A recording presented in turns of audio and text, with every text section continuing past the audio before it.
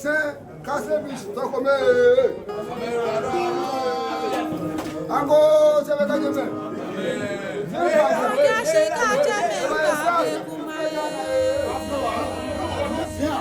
Ago,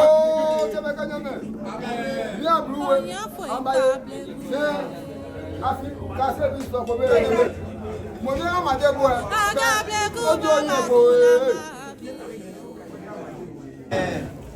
Twa manyaba yebo kwekube twa manyaba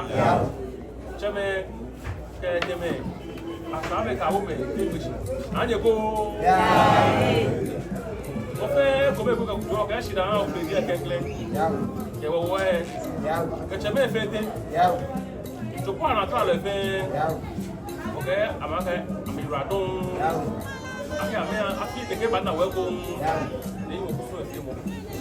okay domo ke chuli mo ke no ya a me fe ke se ma fe na ni o fi ame ko jake lele no mo na mo to ko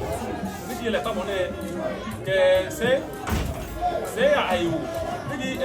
se ayu ko sabu e bi dile wa wa fi ke ko sun boku me ye wo afine me o ti ameke amena o ko ka le ro wa to ye mo ye fe to ma e awo ame ko ameke wo ko ni no le se wo yi ko ba fe o me wo wale ni ame o do ke nle no ni na wa ni mi ko ko ni wo fe le so la ke be wo fi ne wo me to le ya fi le ni o bi ko be fe mo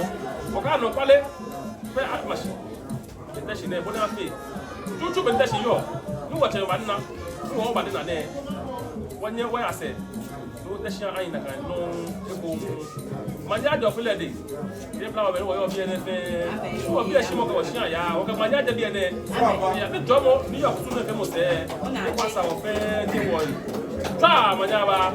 ye do ayo